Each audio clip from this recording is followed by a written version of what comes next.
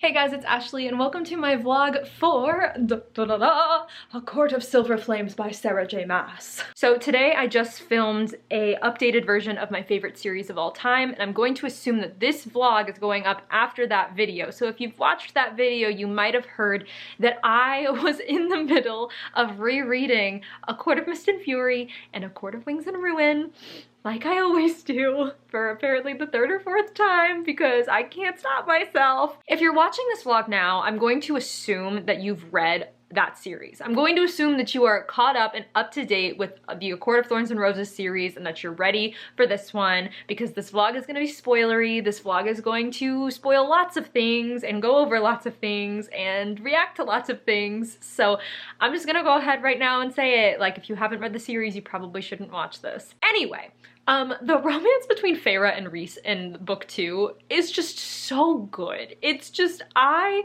love it so much. I can't help it that I want to go back and read it all over again like 4 times. I can't help it. But what I didn't expect was for me to be in the middle of rereading that book and then have my pre-order for A Court of Silver Flames come in while I was in the middle of it. So I was like, well, after that cliffhanger that, you know, Akamath leaves off on, I need to read A Court of Wings and Ruin to catch myself up on that. And then I'm all caught up and I might as well just hop into A Court of Silver Flames. So here we are. This intro is already way longer than I was planning for it to be, so I apologize. But I just wanted to go ahead and start this vlog so that I can start reading this book and start reacting to it. I'm so excited. The only things that I know about this story is that we follow Nesta and Cassian, which I remember at the end of the last series, I was like conflicted as to whether I wanted to see like Nesta and Cassian or whether I wanted to see like whatever's happening between like Lucien and Asriel and Elaine. I think I was leaning more toward the whole like Lucien, Elaine, Asriel kind of thing, but I'm not mad about this in the slightest. So I'm very excited to hop in. But yeah, I don't know if I really have anything else to say right now other than that I'm just really excited to read this book.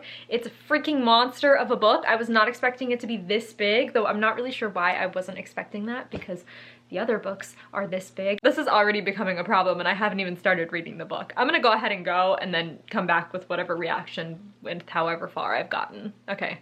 Bye. Okay guys, I'm gonna need you to just ignore the very red pimple right by my lip. We're gonna move on. Anyway, so I started the book. I'm on chapter 70. Oh, chapter 70. Oh my god. Chapter 6, page 75. If I was already on chapter 70, I think there would be something wrong with me. Anyway, I started the book, I'm on chapter 6, and I have a couple of things I want to talk about already because I don't know if I said this ever on my channel when it came to these books. I might have mentioned it in my A Court of Wings and Ruin book talk review, but I don't really remember. But I know that I felt this way during A Court of Frost and Starlight, which I never made a video for because I really did not like that book and didn't think that it was really necessary. I don't like Nesta. I'm just gonna say that here right now. The reason behind it is because of the way that she's acting out with all of the things that she's feeling. Like, I know that she's got a lot of stuff like to be real messed up about, right? Like, it's the whole PTSD from the war. It's, you know, the grief over her father dying, even though she claims that she didn't really love him, but you know that that's also kind of not true with the way that she's acting out.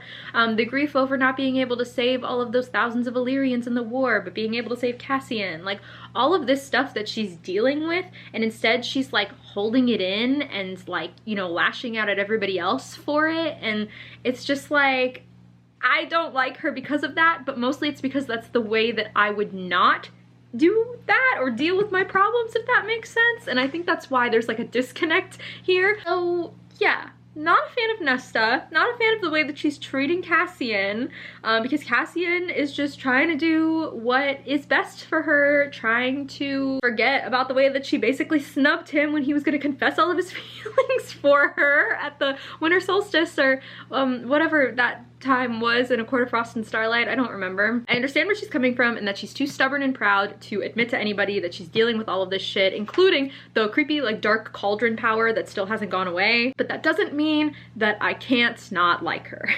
Cassian, on the other hand, I really like Cassian's chapters. I don't know what it is. I don't know whether it's just like I like Cassian as a character, but I think that his voice comes through so clearly in these chapters that it's so fun to read from his perspective. I love I love him. But I love being able to see from his perspective not only the sort of like cocky bastard-born facade that he puts on, but also just like how much he genuinely cares and how much it genuinely like hurts him when other people are hurting. I love him. So I'm at the part right now where Nesta and Cassian have just gotten to the training field or whatever, and Devlin still thinks she's a witch, which I find so funny. And Nesta just went and sat on that stupid rock and made Cassian look like a fool in front of all of the people that he's supposed to be commanding, and I'm like, girl, really? But that just means that I'm really looking forward to whatever character arc she goes through in this book slash series. I honestly don't know what this is. Is this a series? Is this a single book? Are we ever going to get to see Elaine and Lucien and Azriel play their sort of thing out? Speaking of Lucien, what is this with him and not living in the Night Court anymore? What? He is the emissary to the human lands apparently, because although Nesta said that she would take that job apparently because she hasn't been doing her work or been, you know, doing whatever she's been doing, they gave it to Lucien instead. But now he's at the human lands with Jurian and Vasa, and he's become friends with them, and now they can't trust him anymore, and I'm just like, excuse me? What is happening? And then to top all of that off, there's this whole like tension between Valahan, which is the weird place in the mountains that won't sign the treaty, and the human queens who are apparently up to something, and that's why Cassian now has to be like a courtier or courtier or whatever to like act between them. I have absolutely no idea what's going on. But yeah, so I'm really excited to see where this is gonna go. I am confused as to like the plot so far. Like I understand what's happening, but I'm confused as to what the queens and Valahan or whatever could be up to. Like Valahan wants to basically expand their territory by conquering the humans, but why would the human queens want that? So they can't be working together, can they? I'm confused. Honestly, I just want to know what Lucien has to do with any of this. I just want to know what his part in this is, because I, for some reason, really like Lucien, whatever, and I don't want anything to happen to him. I don't know why, but ever since A Court of Wings and Ruin, maybe? I don't know. I honestly, I think in ACOTAR, I ended up really liking him. He was like my favorite character in ACOTAR, even though he was kind of an ass.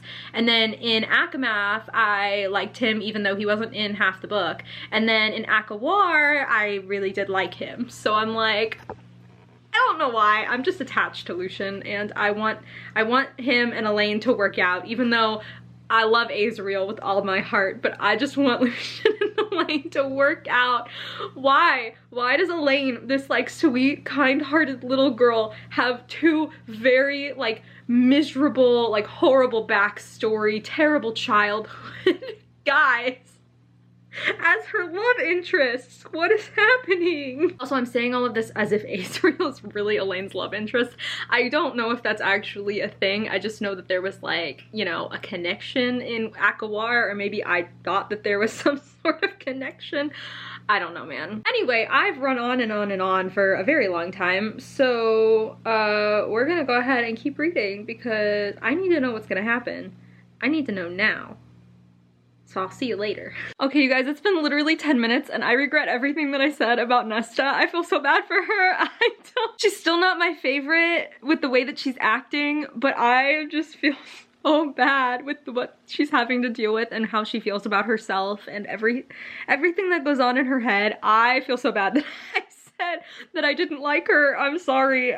Forgive me, Nesta. I'm on page 78 for context, and I got to the part where Nesta almost told Clotho that, you know, she's worthless, she's nothing, she hates everything that she is, she's so tired of wanting to be anywhere but in her own head. And I'm like, don't make me read sad things like this. All right, you guys, we are on page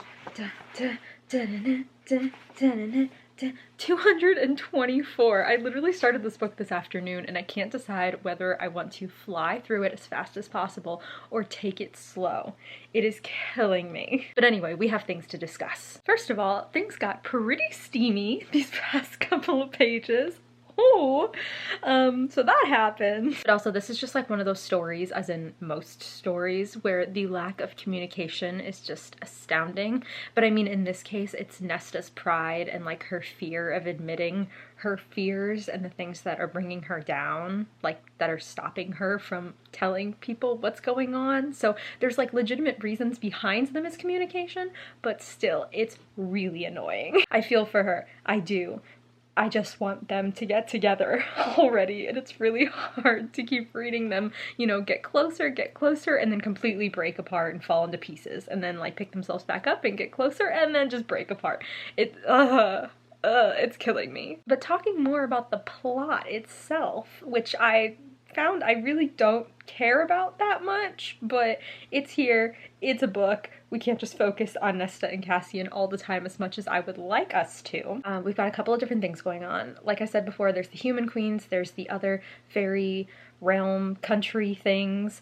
There's also this weird like agreement with Eris that they have, and like this weird reasoning behind like why he butchered Moore all those years ago and left her for dead, and nobody's really talking about it and nobody understands. And we're following the two characters in this entire series who I feel like know absolutely nothing. Even though Cassian is like Cassian and he should know stuff, I feel like he is just kept out of the loop, and it's really bothering me. So we've got this thing with the human queens. They all fled and they left the one queen who apparently had gone into the cauldron after Nesta and came out an old crone, but a high fae old crone. She had her youth stripped from her because Nesta took too much from the cauldron. She's been left all alone, and now she is working with this guy who owns Vasa, who's the exiled queen, right? But apparently this guy is the bone carver's brother who was mentioned in A Court of Wings and Ruin, which, like, I was not expecting that little tie-in there, because I know that we had the mention that the bone carver had the weaver as a sister and then another brother, but we never saw the brother, and I don't know why I didn't think about this. I figured he was going to come into play at some point, but not like this, so that's interesting. But yeah, we got this whole thing with Eris, and that Baron apparently is siding with the human queen Briganel. I don't really know what her name is. We don't know who to trust. Tamlin is apparently running around like a freaking lion beast thing, and, you know, nobody's seen from him, and I'm just like, what is actually happening right now? Oh yeah, the other thing that I wanted to focus on was the priestesses and the, like, library that Nesta is working in, but I'm really glad that we're seeing more of them. We're seeing more of the, like, hardships that some of these women have had to go through, and some of the trauma that they are suffering from, and, you know, still recovering from, and that kind of thing. There was one mention of a priestess who had been down there in the library for 80 years and still was absolutely petrified of seeing people, seeing men, and I'm like, that's terrifying. Like, that's horrifying. So I'm really glad that we're getting more of that in the book. And also Nesta's past, which I feel like I remember learning about, and I had totally forgotten until now. So, yeah, geez, lots of very hard things are happening in this story that I was not expecting. But I really hope that some of the priestesses sign up for Nesta's and Cassian's training sessions. I really hope that that happens.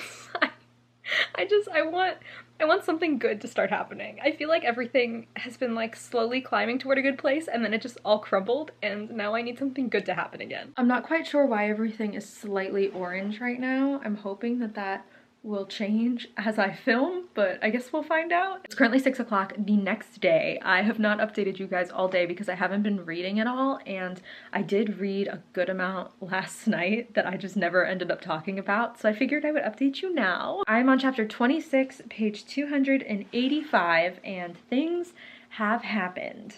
So, the main thing that I wanted to point out is that Feyre is pregnant, apparently, which, I mean, I kind of figured that was going to happen at some point in this book because of certain things that I remember reading about a very long time ago. I'm trying to figure out a way to talk about what I want to talk about without accidentally spoiling something, and it's really hard. I know this is a vlog for the Court of Thorns and Roses series, but if you have not read the Throne of Glass series, okay, I'm gonna start talking about it all the way up to the end of the book. If you haven't read Kingdom of Ash of the Throne of Glass series and you want to, but you don't want to be spoiled for it, go ahead and mute until I put my hand down. Don't ask me why this has something to do with this series. I'm not sure that it does, but I want to talk about it anyway, so mute until I put my hand down. So am I wrong, or in that scene where Aelin was like, you know, doing the whole like, you know, climactic, super powerful, like, ah, kind of thing,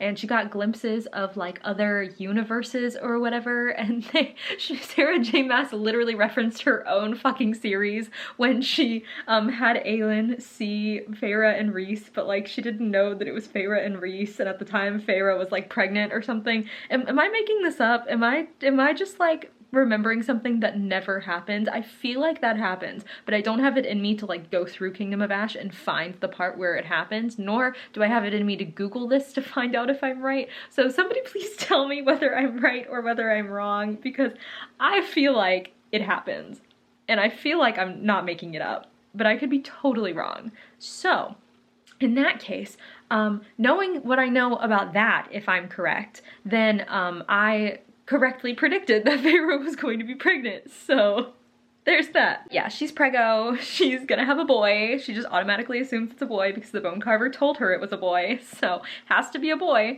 But yeah, that was a really cute scene. I really liked that. I honestly don't really remember what else happened other than figuring out that Feyre was pregnant. I was just flying through the book last night and I don't remember anything. I remember another steamy scene, another hot and heavy scene. We're getting a lot of them so far. Oh, Gwen. I feel like Gwen is a bad person. Am I wrong to say that? I feel like there's going to be some kind of a plot twist when it comes to Gwen, but I don't want to be wrong, so we're gonna pretend that I didn't say that. But the scene where Gwen ended up signing up for the like physical defense classes, when Nesta tricked Cassian into showing her what she was doing wrong, even though she knew that she was doing it wrong purposely in order to let the other priestesses see that Cassian was a good guy, that was a great scene. And now Gwen is one of their little trainees, which I'm so excited for. I'm really excited to see how that like changes Nesta and how she deals with that. Yeah, otherwise I don't think anything of importance happened in the part that I've been reading. At least nothing important to me. I will return momentarily as I start reading again to update you if anything monumental, if anything monumental or important happens. But so far, nothing. Okay, so I'm probably gonna be in the same position for a while now. Let's just ignore that. But I'm wanting to fly through this book so fast, and I keep having to force myself to stop to update you guys on how I'm feeling. So please be grateful for this, because I really just want to fly through as fast as I possibly can. I'm just getting to the point where like so much is happening. Like the beginning of the book was kind of slow, and now it's like picking up and so much is happening. Also, my book light is like casting a really weird glow on my face. I'm now on page 360, chapter 34. We are in the Bog of Ohrid. Ohrid? I'm not really sure how we are pronouncing that, but we're in the bog. A couple of things I want to point out. Weird shit is happening with Feyre's child. In A Court of Frost and Starlight, didn't they have sex in the sky? Isn't that something that happened? Something really weird that like, you know, really shouldn't have been a thing, but it was a thing. Well, apparently because of that thing that shouldn't have been a thing but was a thing, now her kids got wings, so they're gonna have to deal with that. This is why we don't have sex in the sky, children. I didn't think that I would ever need to say that in a vlog, but here we are. Times are a-changin'. So yeah, her kids got wings. Things are getting weird. Then we had that like really weird scene where Nesta was scrying for the second time. The first time it was scary, honestly. Like she was scrying and things didn't really work, but then that night she had a nightmare, and oh my god, Cassian coming to her rescue was just the best thing. I love that he's the one who's able to get her out of these situations, which just makes me think that they're gonna be mates, but at the same time I'm like, I feel like something is gonna go horribly wrong, and I'm gonna be wrong, and it's just gonna make me so sad and upset, but I'm holding out hope, okay? But yeah, the first time that she scryed and it didn't go well, that was kind of scary when she like, you know, her power came out, and Rhys was like, yeah, no, that was just the surface of her power. Yeah, her power's pure death. But the second time that she was scrying and she, like, I don't know what the hell happened. Like, her power took over her or something, and Cassian had to, like, start making out with her to wake her up. Why are things getting so weird? First we're having sex in the sky, and then you're kissing, like, an ice-cold, like, half-human being. What? what is happening in these books right now? Yeah, when it was like in his perspective and it was like he kissed her and tasted the hoarfrost in her mouth. Like, are we supposed to be frightened, or are we supposed to be like, what's the mood that we're trying to get at in this scene? I'm so confused. And then at the end when Rhys and Feyre were like, what the fuck did you do? And he was like, the only thing I thought about doing. So I moved on from that moment and things have gotten better. They're now in the bog, like I said. Azriel has just gone down, Cassian has come to his rescue, and Nesta of course is like, oh, what if he's hurt? What if he's, you know, this? What if they've taken him? What if he's dead? Oh my god. So she convinces herself she needs to climb down the stupid tree, which is never a good idea. You never climb down the tree, Nesta. If the good-looking, strong, capable man with wings who you really like but don't want to admit that you like tells you to stay in the tree, you stay in the damn tree, Nesta. But of course she didn't stay in the damn tree, and now she's about to be eaten by a kelpie. So this is gonna be a fun time. I just want to say, because yes, I have been in the same spot and it is hours later, that I really like the way that they're going with the priestesses and the training, and I have this feeling that what if the priestesses and Nesta, they're gonna become the new Valkyries and they're gonna kick the men's asses, and I'm so excited. I'm so excited for that. It's like warming my heart. Not only like the romance obviously, but like the priestesses like learning their strength and growing through their fears and their trauma. It's, oh my god, and overcoming their, I love it. I love it so much. It like makes me want to cry. I just have this like really bad feeling that something is going to happen, and it's going to like obviously trigger Nesta, and she's gonna completely revert back on herself, which like I feel like is what's gonna happen in the story, because stories always get worse before they get better. That's just the plot structure of a story, but still it makes me upset. I just want everything to work out and be okay, and I know it won't be until like the very end, unless there's a cliffhanger. If there's a cliffhanger in this goddamn book, I am going to riot. Riot, I tell you. Okay, so it's the next day and I'm like, for some reason, so tired right now. Hang on, I have to get the book off the floor where I left it last night. Anyway, I'm just like so tired right now because I worked a full day shift at my part-time job, and I'm just like, I think I'm getting a head cold. Not COVID. I know that it's not COVID. I don't know. I'm just not like feeling top tier right now, and I know it's because my brother and then my mom and then my sister all got like a very mild head cold the past few weeks, and now it's finally catching up to me, and I'm like, no. But then combine that with working all day, and I'm just like literally wanting to like curl in a ball and not wake up again. So I'm going to attempt to relax a little bit by reading some more. I don't remember when I last updated you guys on this book, but I got pretty far into it. Like, if you can see, I'm more than halfway done with it at this point. Also, do you like my little book light? It's just from Amazon, but it's so cute. I love it. It's so handy for when you're like reading in like a low lit area. This one has like 3 light settings.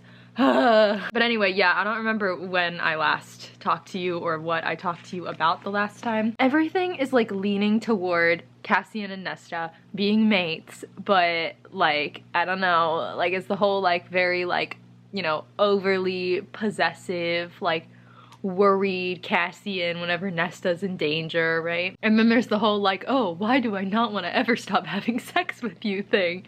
So it's like everything is leaning toward it. I'm just waiting and waiting and waiting, and it's just getting annoying. But I'm gonna hold out hope, and if it doesn't happen, I'm gonna be royally pissed that I read this entire thing and the one thing that I was hoping that would happen didn't happen. There are a lot of steamy scenes in here. There are a lot of like hot and heavy scenes. Oh my god. Like, if you thought that Akamath was, oh my goodness. But at the same time, like, I really appreciate the difference between like, you know, Rhys and Feyre's and then Cassian and Nesta's relationship. So like, it makes sense that maybe they're a little bit more hot and heavy in this one, but yeah, it definitely paints a different dynamic. But I really like it. I'm liking it. And oh my god, Cassian, I love him so much. Did I already talk about this? I literally cannot remember anything. I'm gonna be like the worst vlogger this time around. I'm so sorry, you guys. But Cassian, when Eris, I think it was, made him feel like he was nothing more than like a brute, you know? Like he doesn't have the smarts to be a courtier, he doesn't have the brains to be able to do the politics and stuff, and it made him feel like shit about himself, and I was like, oh my god, excuse me? Do you know who you are? Please don't be like shit about yourself. You've done so much more on the other side of that than, like, you know what I mean? Like, do not feel that way, Cassian. Oh my god. But yeah, I felt really bad for that. Oh, I remember the part that I don't think I talked about. The cursed blade thing. Okay, apparently, as Nesta was pounding and hammering out these swords and daggers and whatnot, she created 3 cursed blades because she imbued, is that the word? She put her power into them on accident. So now these blades are like weapons of destruction or something, right? And so Amren and Rhys and Cassian and Azriel are all talking about them, and Amren's like, you know, with those weapons, you could be High King. And I'm like, what? Where is this coming from? What is actually happening right now? Like, they have so much to worry about right now. There's a war. Feyre's gonna give birth to a baby with wings. Nesta still has this power she doesn't know how to control. And Amren's over here like, why don't you just become High King and Queen? Like, what? I'm so confused with where the priorities lie between each of these characters. Anyway, okay, I'm gonna stop talking because my throat hurts, and I'm going to keep reading and try to relax and hopefully not fall asleep because I'm really tired right now, but I want to keep reading. So wish me luck. So I look like absolute crap right now because I'm hopped up on Dayquil. That's fun. Last night I tried to read more of A Court of Silver Flames and I literally passed out in the middle of a chapter because I had just taken NyQuil, and I don't know what happened, but I like passed out with all my makeup on and everything, and then woke up. And it was only like, I think 30 minutes had passed. It wasn't a very long time, but I literally felt like I was still half asleep. And I like woke up, went into the bathroom, like I literally could have fallen over and just would not have known because I was in such a weird like half sleep trance kind of thing. Came back into my room, went back to sleep, but then my mom walked in like 5 minutes after that, and I was already in such a deep sleep that when I woke up again, I felt like I was dreaming. Like I literally felt like I was like awake but dreaming. It was the weirdest experience I've ever had. But yeah, safe to say I didn't make it very far last night. Also, do you want to see something else fun? This is my Christmas pajama shirt from this year. It says #squad. So yeah, I think I'm just gonna spend today reading as much as I can until I have to take more medication. Why am I vlogging right now again? Somebody remind me why I chose to do this right now. The only things that I remember, Nesta had like her big like blow up moment where she learned about the swords, and then she went to Amren, and then Feyre showed up, and then she was like, well, nobody trusts you with anything either. They didn't tell you your baby's gonna kill you. And Feyre was like, what? And Nesta was like, oh no. So Nesta ran, and Rhys was gonna kill her, but then Cassian swooped up and took her to the mountains. And that was when she had her breakthrough moment, her breakthrough, you know, I'm gonna admit to everything I've been feeling so that somebody can finally help me, and I can maybe help myself. So she's slowly getting on the mend here, okay? That was a really good scene though. I really did like that scene and the way that Nesta's sort of journey has taken to get all the way to that point. I think that it's been really nice to see her learn and grow and I don't know, just like heal and accept herself and all of that sort of stuff. But yeah, I don't remember anything else that happened, which is probably not a good thing. So I'm gonna go ahead and keep reading and then get back to you guys soon with what I remember. I don't really know where the end of this clip is taking me, so I'm just gonna say peace and we're gonna go. What is happening right now? So the part that I had left off on was when Nesta and Cassian were in the prison and they were trying to get the harp, and all of that stuff happened, which was really weird, and let's just move on from that. But then they get out of there and they're like, oh, we have this new plan. We're gonna let Nesta seduce Eris so that he continues to be our ally. And I'm like, where does that make sense? But okay. Only now it's backfired because Nesta seduced Eris so well that he wants her as his bride.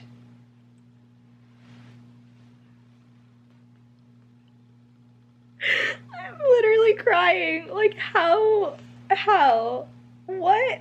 How? But oh my god, when Cassian interrupted and he danced with Nesta and then afterward you find out that he's been secretly taking lessons with Moore for the past 3 weeks, it was just the cutest thing I've ever seen. Oh my god. Oh, also I wanted to say that I apologize for ever thinking that Gwyn could possibly be a bad person or have a plot twist associated with her. She is the sweetest person. Her and Emery or Emerie, however you say her name, in Nesta, they're so cute. I love them. I have no idea where the story is gonna go because every time I think that we're at like the climactic, you know, scene at the end of the story, I'm like, this cannot be the end because we still have so much more left.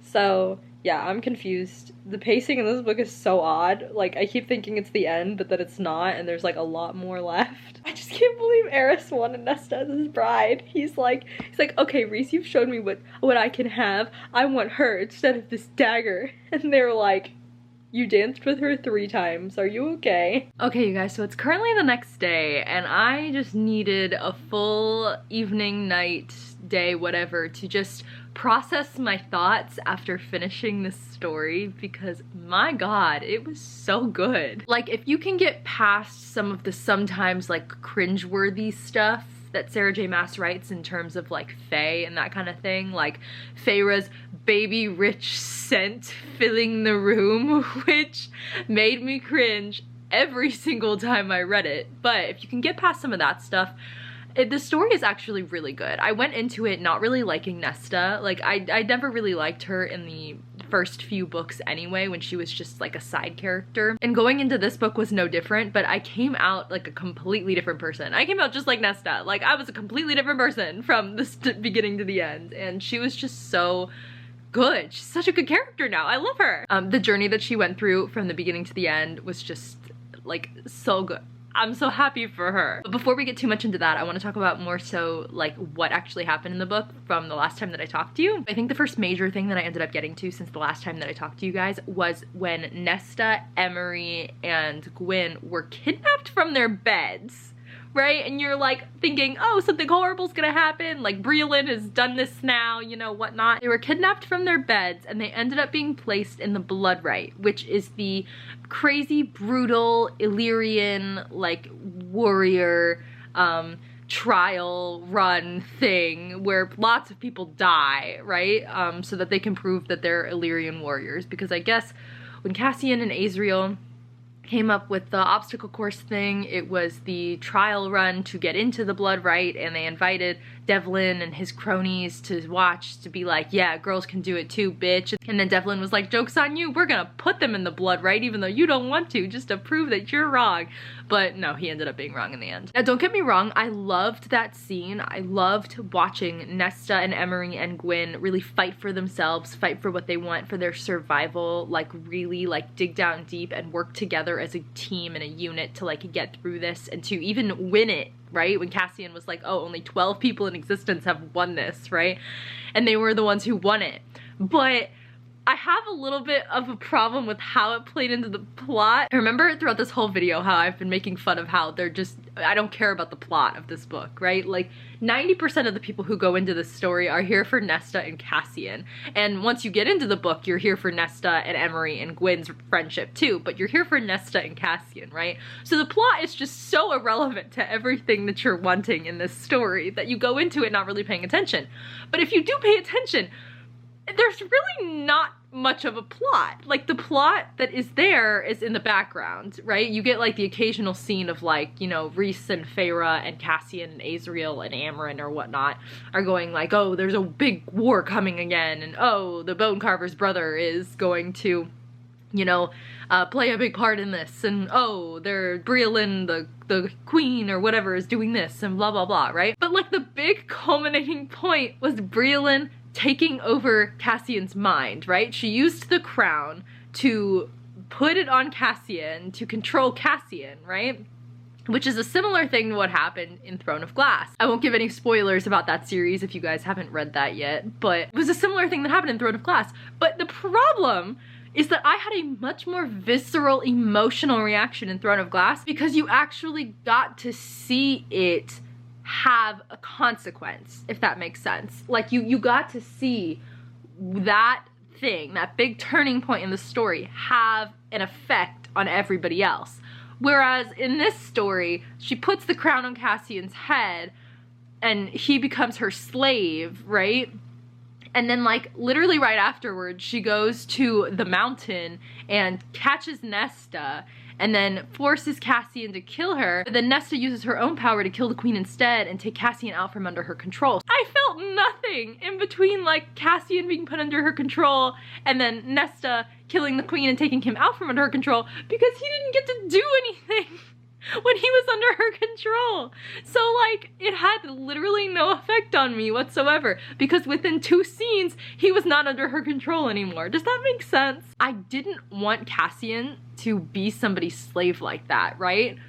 But I have a feeling that I was supposed to have more of a reaction to it than I did, and I think the reason that I didn't was because it happened so fast. But yeah, what else happened? I think other than that, the only other thing that I can think of, there was the blood right, they became Valkyries, the friendship, woo!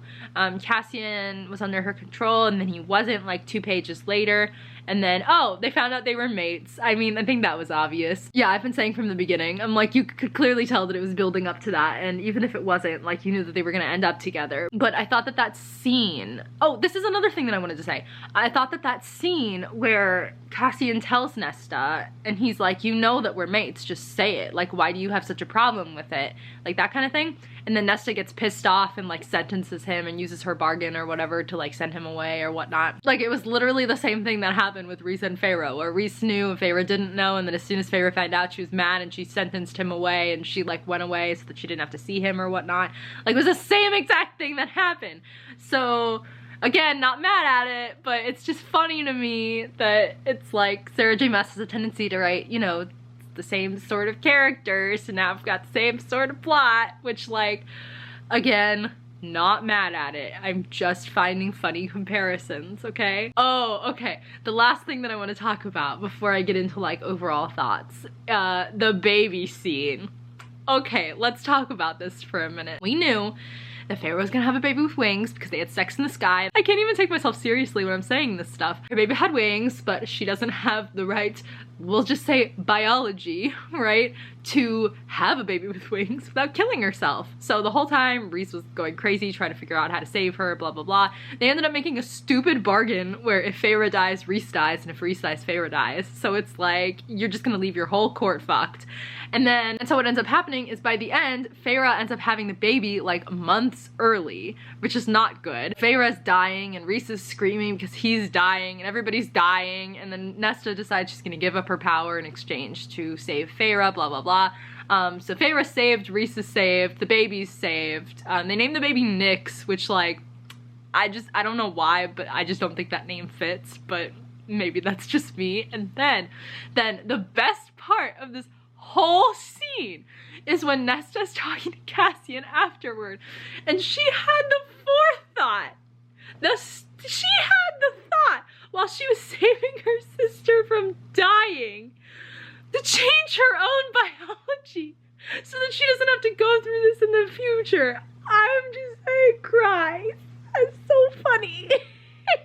Why is that so funny to me? I just don't think that in the heat of the moment when my sister's dying on her deathbed and I'm trying to save her, I'm gonna be like, oh yeah, let me just, like, rearrange the configuration of my birth canal so that if I want to have kids in the future, I don't have to deal with this shit. But only in a Sarah J. Maas book, am I right? So my camera's dying right now, so I'm gonna try to give my overall thoughts pretty quickly, and hopefully I can get through them before it conks out on me. I loved the book. I really did. Despite the, you know, funny issues that I had with the pacing, whether I couldn't tell if it was the middle or the end or not, some of the, you know, more cringeworthy stuff, I really did enjoy it. I loved Nesta's character development and arc. I loved Nesta and Cassian's relationship. I loved the friendship that she had with Gwyn and Emery. Speaking of which, I didn't talk about either of them. I loved them so much. And again, I feel bad for thinking that Gwyn had some sort of plot twist happening. I don't know why I had to think that. I think it's just I've been, you know, reading fantasy for such a long time that that's just one of the things that I always look for, but I'm really glad that that didn't happen because I loved their friendship. But yeah, overall, I really did enjoy it, and now I'm hoping that we will finally get the Elaine, Lucian, Azriel love triangle, quadrilateral thing that I want. So what do you know? My camera died. Go figure. I'm just popping in the next day to sort of finish out this video with an outro. Did I like it as much as A Court of Thorns and Roses in that series? I would still probably say that A Court of Mist and Fury is my favorite, just because Court of Silver Flames did feel like at times we were recycling Feyre's story just a little bit and spinning it so that it fit Nesta, which I didn't mind because I do enjoy reading that sort of a character arc where the character has to learn to believe in themselves again, going from a really low place to a place where they feel comfortable in their own skin. And I know that Feyre and Nesta experienced very different sorts of trauma in a way, and they had very different reactions to them. But again, the story did feel a little bit recycled, sorry, but I still thoroughly enjoyed it. But yeah, if you guys read this story, definitely let me know your thoughts in the comments. What was your favorite part? What was your least favorite part? Did you enjoy the talk of Feyre's baby scent wafting throughout the room so everybody knew she was pregnant? Did you enjoy Nesta changing her biology in the heat of the moment while she's trying to save her sister, thinking about herself in the future? Let me know. But anyway, I think that's going to be it for this video. If you want to follow me on any of my socials, all my handles are in the description. Thank you guys so much for watching this wacky video, and I will catch you later. Bye!